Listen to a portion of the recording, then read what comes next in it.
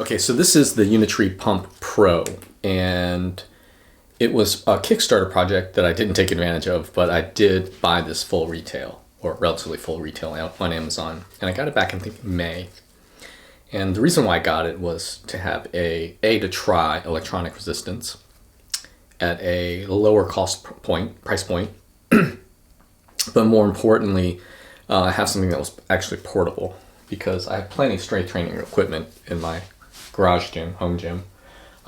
Flywheel training being my preferred method of resistance training, and that happens to be, if you use the K-Pulley Go by Eccentric, it happens to be incredibly portable. I wouldn't say incredibly portable, very portable.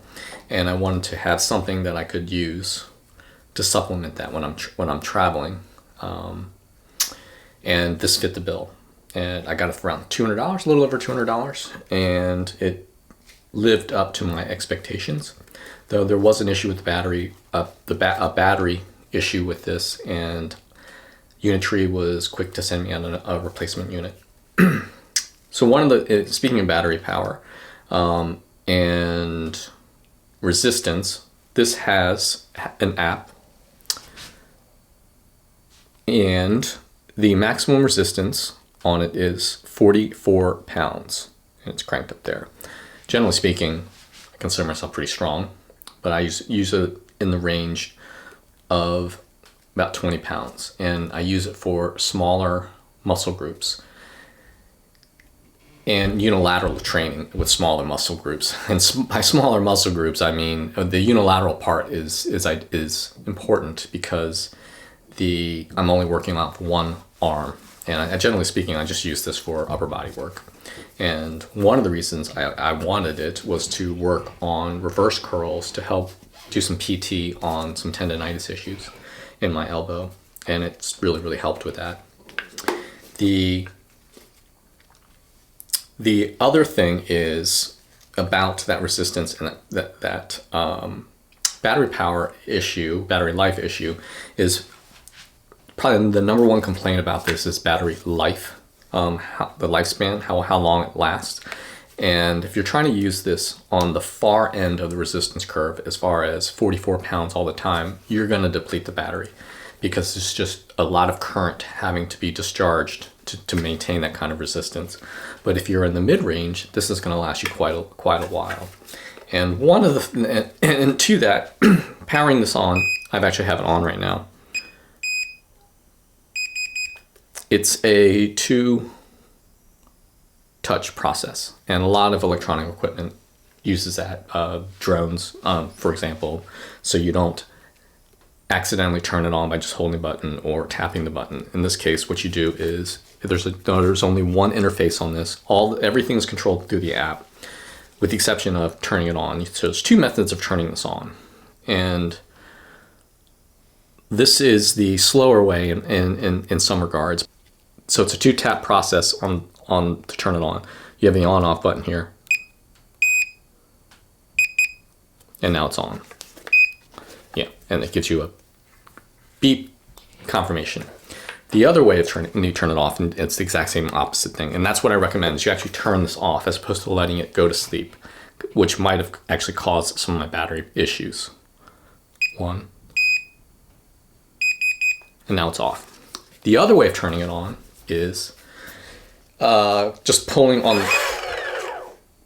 the unit, and now you've woken it up. And I've had this set about 22 pounds, I think.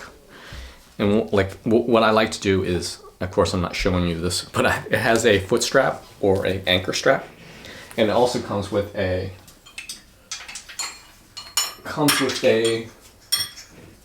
door.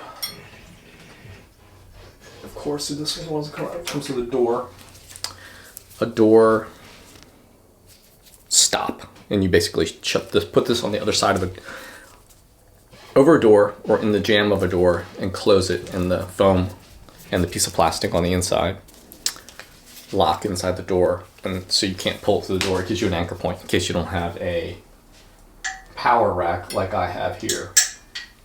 But that said, what I do is I use the foot strap, which has a piece of rubber on it, for traction and to distribute the load a little bit. I just use my foot and do curls. But like I said, my preferred curl with this is a reverse curl to work on my brachialis and some tendonitis issues. You can do shoulder presses with it, like I'll show you in some of the videos, but just real quick, again, anchoring it. Some Arnold presses. But I'll demonstrate some of the exercises later on in the video. But this is a great unit. At $200 retail on Amazon, if you want to get your feet wet in electronic resistance, this is probably the way to go. There's other companies that make this. Make units like this based on the exact same design. They're just rebranded and they just have different color cases. Shogun makes one. And the only reason why I got this is because it was on Amazon. Didn't know anything about Unitree. And because Amazon has a return policy, so it's just a no-brainer to try it out. And it's lived up to my expectations, and it's earned a place in my training. And again, if it's awesome for tribal because it's all of not even 5 pounds, if that, and it folds so small, and especially if you have a little handle. Unfortunately, this is a knockoff of the actual Angles 90. That's the eccentric version. So the thing is that with the resistance, the maximum resistance 44 pounds, it's about accurate.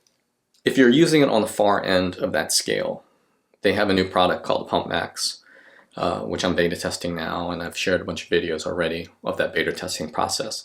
If you're going to be using this on the far end of that range, as far as battery power of resistance, which is going to tax your battery power, I would recommend now going with the Pump Max because it has 150 pounds worth of resistance, and that's going to be plenty for most people. And if you need to lift any more than that, then you're going to just be using something different, so like barbells, dumbbells, flywheel training, or something like that, or biting the bullet and buying either a tonal or a Expedience or Vitruvian or the Mac Daddy, the Beyond Ultra. Dealing with Unitree was great as far as that warranty issue. And because I got on their mailing list, I asked to be part of the beta test for their Pump Max, which I posted several videos on, and I'll have to do a comparison of these two.